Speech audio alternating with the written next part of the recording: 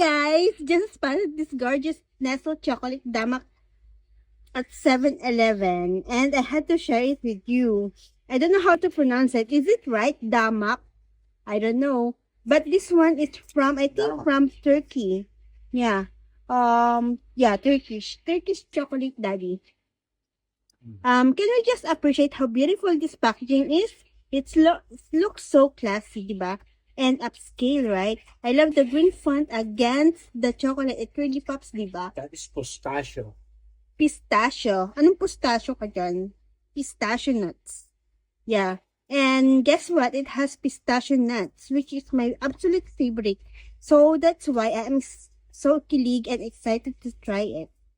So let's taste it. Ay, let's open first, okay? Let's look what's inside. Yes, of course, chocolate, di ba?